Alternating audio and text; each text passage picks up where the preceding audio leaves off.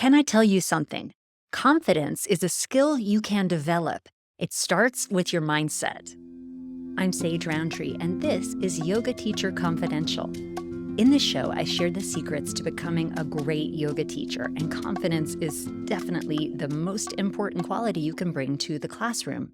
Because when you feel confident and capable and relaxed in front of the class, your students pick up on the vibe. They start to relax too. Today, I am super excited to welcome my first ever guest to this show. She is an expert in helping yoga teachers build confidence by investigating their self limiting beliefs and helping them shift into a more helpful mindset in service of their students. Karen Fabian has been teaching even longer than I have, a year or two longer than I have, since 2002, I think, Karen. Yeah, And Karen was one of the first certified Baptiste yoga yeah. teachers. She has a wonderful background with a lot of personal training credentials, a rehabilitative science credential, and corrective exercise credential, all of which make us really simpática as we get into this chat. Karen specializes in helping yoga teachers feel confident in the classroom, especially by giving them the skills they need to feel secure in their understanding of Right. anatomy. Karen, what would you add to this Oh introduction? gosh. Well, thank you for having me on the show and thanks for kind of that lead in. Yeah, I mean, my whole focus over the many, many years that I've been teaching as well as training yoga teachers is really helping yoga teachers tap into their most authentic way of showing up in their classes. And it would seem easy, like you're yourself walking into the room.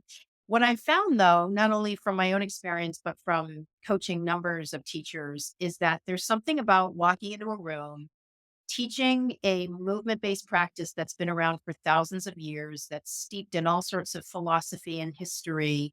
And underneath it all is movement. So there's a need to understand anatomy. There's something about that mix of requirements that does seem to sort of provoke the person's fears and insecurities. I can remember when I started teaching in 2002, we didn't even have imposter syndrome as a thing. We probably felt it. I know there were many, many scenarios where I walked in the room and I felt insecure, uncomfortable, not expert enough, but we didn't have a label for it. And now I find it's such a common thing for yoga teachers to say to me, I feel like I have imposter syndrome. So whoever came up with that phrase, it really seemed to be the bandwagon that everybody jumped on saying, yeah, that's how I feel. And what I've done over time is really create a process where we're not just talking about cueing and sequencing and learning anatomy. We're also talking about, well, what kinds of fears come up when you walk in the room? What's happening when you walk in a room and you really want to just walk around and teach so you can see your students, but you jump onto the yoga mat and you just start doing the practice. And something in the back of your head says, this is where I'm safe. But if I'm walking around, I'm not safe. The eyes are on me and I'm not safe. So what I found is there's a big mindset component to teaching yoga and feeling like you're in your dharma, you're loving what you're doing, you're living your life's purpose. So over the past number of years, my focus has really shifted to supporting teachers in all those different ways, understanding anatomy, like you said, cueing and sequencing, the tactical skills, and then also really moving past the limiting beliefs they have so that they can walk in the room and feel empowered and feel like they're teaching in a way that nobody else can because nobody else is them. Fantastic. What a beautiful description of what confidence can look like in the classroom and why it's so important.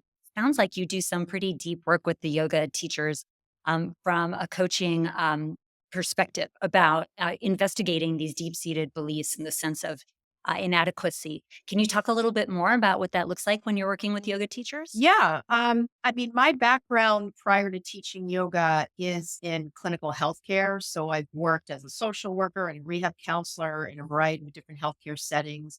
I've always found myself sort of straddling the physical movement, health, and wellness arena and the psychosocial arena as well.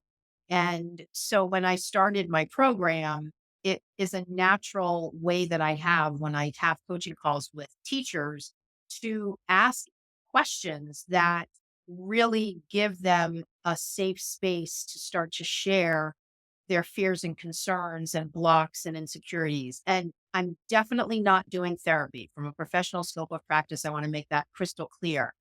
However, in the context of coaching yoga teachers, because I ask questions about, I mean, it sounds so simple, but how do you feel when you walk in the room? And because those kinds of questions are typically not part of a standard 200, 300, or 500-hour training, but yet the answer to that question is a doorway into what is this person afraid of? What do they think could happen if they show up authentically? What are they holding back? What is really their vision of teaching? Once we get into those conversations, I've found teachers share stories of, when I walk into the studio to teach a yoga class, I'm brought right back to when I was in high school and we moved to a new community. And I felt like I was missing my old friends and I was so anxious in the lunchroom. And here I am. I'm a mom. I'm 45 years old and I'm brought right back to that 15-year-old part of me when I walk into the studio to teach. I've had a yoga teacher who said to me, my husband for years has called me a wallflower. Every time we go to a party, every time we go out with other people, I'm sort of shy and reserved. And I've just taken on that persona, even though it doesn't really resonate with me. And I find when I go in to teach, I hear this voice in my head saying, what are you doing standing up here in front of this class? You're a wallflower. And I don't know that I have the strength to move past that identity that has been sort of prescribed to me by my partner.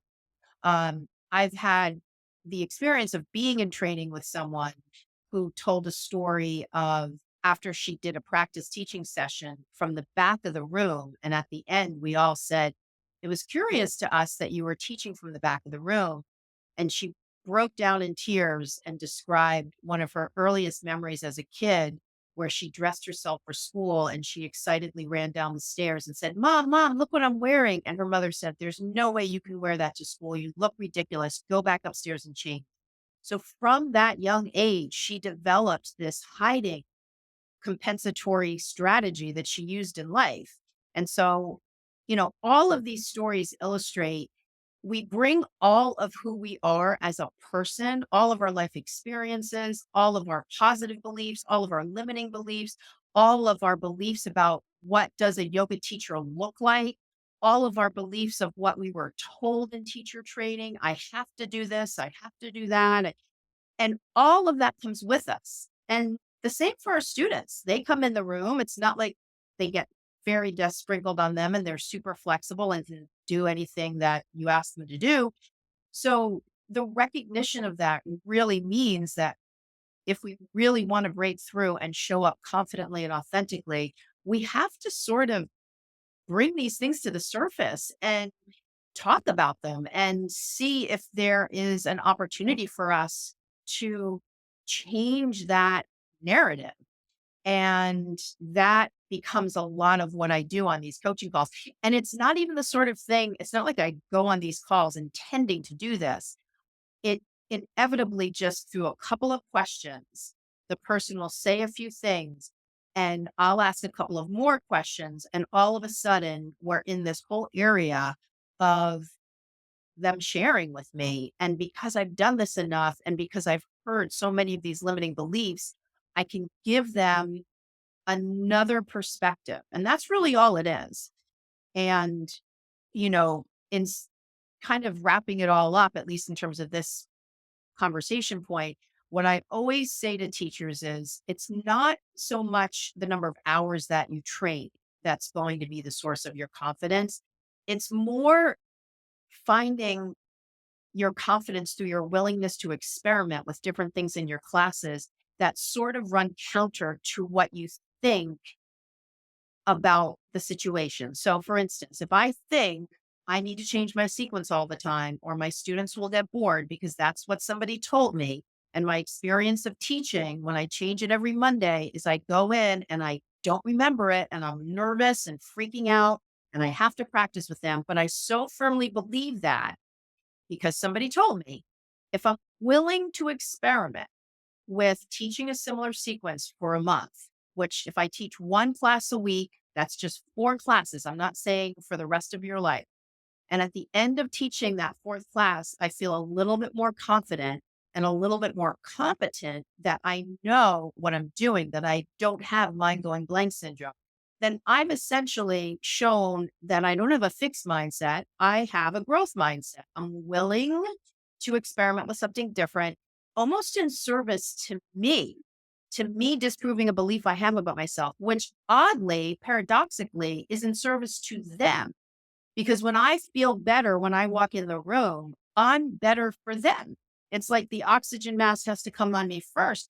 But so many yoga teachers are wrapped up in this sort of everything has to be done for the student. So they show up with their sequence. Somebody pops up and says, "Hey, can we focus on a lot of core today?" And all of a sudden they're up in their head like, "Oh, now I need to," or a new person shows up and they're completely freaking out, looking at this new person and feeling like the sequence they showed up with now is no longer relevant because of this new person.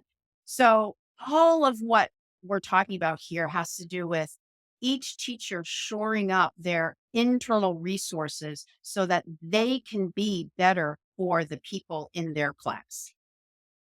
Amazing. Right. Yes. I hear that our yoga teaching is just an element, a distillation of our yoga practice, and that we all come in with these patterns and habits with samskara layered on top of of our true nature. And a lot of what we are doing in the practice Yeah. is undoing and quieting those fluctuations of the mind that tell us this needs to happen or this needs to happen or I'm doing it wrong. It's I and all of these habits need to be deconstructed and unlearned so that we can reveal, the inner truth. And when we're teaching from that inner truth, and that bliss body gets to shine through to mix a whole bunch of yoga philosophical metaphors here. That's when we are our best selves. And that's when we are in connection and union and yoga. And that's when we can transmit it to our students. Yeah, absolutely. I mean, everything that you just shared that lives in all of the beautiful teachings of the sutras, right, is at the heart of it. And then I think we're additionally challenged because we live in this modern day culture. So there's that additional pull on top of all of what teachers are told in training and how they perceive those things.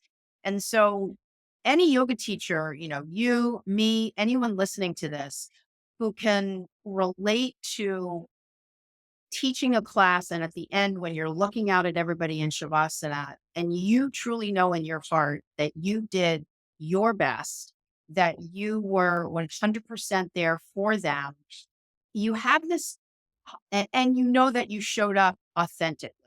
You have this calmness that is that chitta vritti nirodha, right? You have this calmness in you that is, in my experience of feeling it, it's knowing that it's almost like the universe is just completely in the top of my head. There's like this direct line. And I just know 100% I'm doing exactly what I was designed to do. And that purity of connection, both up and out, is something that in my view is attained when we strip away these other things.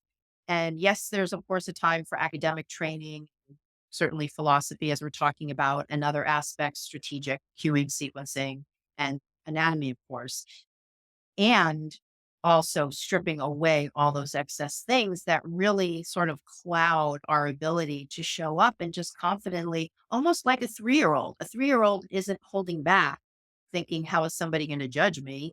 If they want to, have a temper tantrum, they're going to do that. If they want to hug a neighbor, they're going to do that. If they want to run around and, hop on one leg, they're going to do that. And obviously, we grow older and we have reservations about showing our true nature. And that's really in the teaching of yoga, I think what we want to do. And in fact, it's a wonderful way to distinguish yourself and make true connections with your students when you're really operating from that space of true, authentic nature. Yes, again, the teaching is the Yeah. practice, and we become teachers because we have experienced that we got so involved in our practice because we've experienced that taste Yeah. of samadhi or that taste, you know, that moment in shavasana where we're like, "This is it for Yeah. me."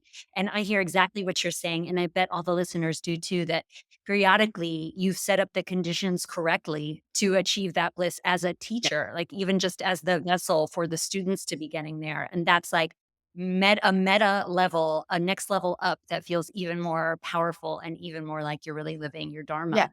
It's fantastic feeling. If only we could just snap our fingers and make it Well, happen. totally. And that's why, when I've been working with teachers one on one in my program over the years, I've really refined it to really try to, and I know it's going to sound kind of weird, but to really try to operationalize to some degree what are the steps that are helpful for teachers to experience in service to becoming that, accessing that part of them. And what I've found is, yes, there's a place for 200-hour trainings and 300 and 500, and there's also a place for uh, one-on-one work with a mentor where you have an opportunity to get into some of the mindset components. And certainly in today's world, I mean, I could name half a dozen podcasts that have, Stanford neuropsychologists and neurologists and all sorts of people who talk about mindset. I mean, there's so much more in the public science domain about neuroscience and mindset and things that we can do just to live a healthy and empowered life. And so there's, for me, an almost an extraction of what are the teachings in that science space that become relevant for yoga teachers in service to them really working towards being the best person they can be. And I don't mean best person like doing nice things for other people. I mean, waking up in the morning and feeling grateful and fulfilled and purpose driven. That's a way of being in life that translates into who you are when you walk in the room as a teacher. And so a lot of what I've done in my program is really come up with, and I know this word sounds like a non sequitur in terms of yoga teaching, but strategies and frameworks that are designed to help teachers understand, well, what are different things I can do in the studio, in the classroom, so that I feel this way. And we've already talked about one of them, which is creating a signature sequence and really leaning into that. And when we look at it through the lens of neuroscience, there's a level of skill, and Malcolm Gladwell talks about it with the 10,000 hours paradigm, where you become so good at what you're doing that you're not even thinking about what you're doing. And it's described as this unconscious competence. And we don't really think about that when we talk about teachers, but there are specific techniques that you can do to get to that point. And when you are unconsciously confident about your sequence, you have so much more brain power available to really see them on the mat, to really change your cues in the moment, to meet the moment, to deal with. And you know this, that one off thing you would have never expected that happened in a class. Somebody leaves early, somebody shows up late, somebody, I don't know. There's so many different things that we're just unaware of that's going to happen. And if we're so trapped in this mental space of, I'm not supposed to be here, I'm not good enough, I don't know my sequence, we have no capacity to deal with those things. So, a lot of what I create are these sort of processes and strategies to help teachers get to this point where they can be unconsciously competent. And that allows them to really express themselves and to get to that point we just described, where you're sitting there at the end and it's different for everybody, but that feeling of, I did good work. I can go home and lay my head down on the pillow and feel like I love what I'm doing. This is what I was designed to do. Instead of what I hear a lot, which is I'm driving home and I'm berating myself. How come you messed up your sequence? How come you forgot this? And there's this, especially if the particular person is type A or grew up in a household where there was a lot of pressure on them to do things perfectly. I've had teachers tell me, this one woman said she grew up in a home with dad was really had to be straight A's, had to do it this way. And she would hear her father's voice at the end of her yoga classes sometimes, like, you messed up, you didn't do a good job. And these are not, clinical situations. These are just normal everyday experiences. I mean, if all of us could play the tape in our head out loud, we would all be horrified and our friends would be horrified that we say these things to ourselves. And these are the conversations that we sometimes have when we're teaching or when we drive home from our class and we say, oh, you didn't do this or you didn't do that. I had a teacher tell me recently, someone years ago said something negative about her class to the studio owner. And she still to this day thinks of that person occasionally when she goes into the room. So these things, there needs to be a reframing of these things so that we are able to move past the stories we create about ourselves as teachers. Because on the other side of that is exactly what we're talking about. Those empowered classes where we just feel amazing. And in response, our students hopefully do as well. And final thing, to have that appreciation that we can't control how they feel, because that's the other thing that comes up, this feeling like I want them to like it. And what I'm describing at the end of class or anytime throughout class of teaching is this almost sort of, I think of it like, and this might not be a great example, so just forgive me if it's not a perfect match. The idea of a flight attendant. If a flight attendant got emotionally involved in every single flight that they flew, they would be they would never survive. So really good flight attendants are sort of like, Barron used to call it spiritual ninjas. They can just sort of walk through the energy, whether it's good energy or not so good energy, and keep doing what they need to do to keep the flight going where it needs to go. And certainly in today's environment, how many flights get waylaid because one person is a problem? So as a yoga teacher, that appreciation that I don't have like a energetic cord between me and my students. I can show up and do what I need to do. And even if they don't like it, that's not on me. They have agency to feel how they want. If they didn't really like the class, that's their prerogative. It's not for me to go out and teach so that everybody can like what I'm doing. Love the flight attendant analogy. I think it's amazing. I think a lot of people are going to have a big light bulb from hearing that. And I always think as much as I try to be kind to everyone and love everyone and practice a lot of yoga and metta meditation and so on, I just don't like everybody because I'm a human being. And why would I expect my students to be held to a higher standard than I would hold Right. myself? I don't want to be a hypocrite. I want to recognize, yeah, as you say, there's room. Some people are just not going to resonate with you or not going to vibe with you, and that's okay. And if we can just seek not to become everyone's favorite yoga teacher, but most people's favorite or one person's Right. favorite, if we can hit the 80% of the bell curve and then let go of the little tail on either end of the bell curve, then we're really winning as yoga Right, teachers. exactly. No, I agree. I mean, they have control over their perception of the class, and there's no way we can change that. All we can do is go in and do all the things that we're talking about. And it's their choice as to if they feel it's a good fit for them. I remember when I was a newer teacher, I taught a class at 4 o'clock, and the person after me was at 5:45. She always had more people than me, and I was this new teacher, and, I didn't wanna accept that maybe part of the problem was I was in the middle of Boston, it was 4 o'clock. Most people were working at 4 o'clock.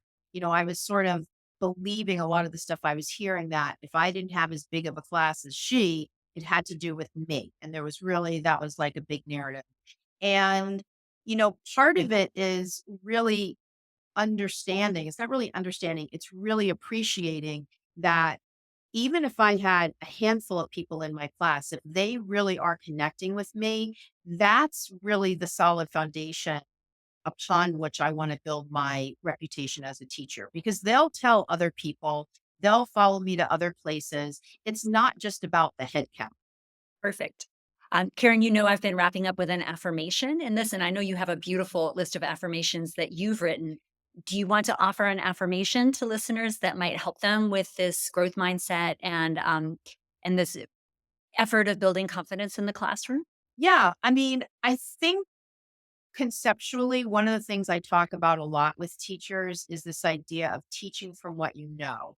So rather than just repeating something because you heard it in training, really teaching from what you know. And even for a newer teacher, so someone listening to this might say, "Oh, I've just been teaching for 6 months. There's so much I don't know." Because again, one of the other narratives in the yoga industry is it takes a long time to be a really good teacher. It takes a long time to be really good at anything, basket weaving, cooking, anything.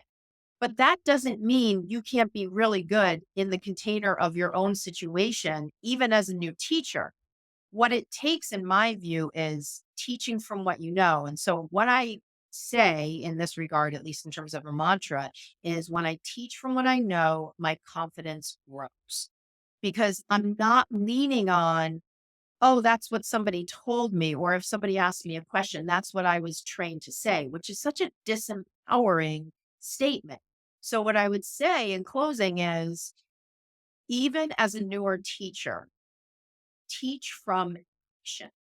Don't get into alignment. Don't get into anatomy. Don't even get into asking inquiry questions to tap into the somatic. Just teach from action. Step your foot forward, reach your arms up, drop your hips, bring your feet together. Because I know anybody listening to this, even if they're brand new, as you said, they probably came to teacher training and to teaching from practice. So they know the actions. So just speak to what you know and then take whatever time and whatever steps, identify what you need to know, do that work, and then that repertoire will expand and you're continuing to teach from what you know so you don't have this imposter syndrome because if somebody asks you a question you can answer it from what you know.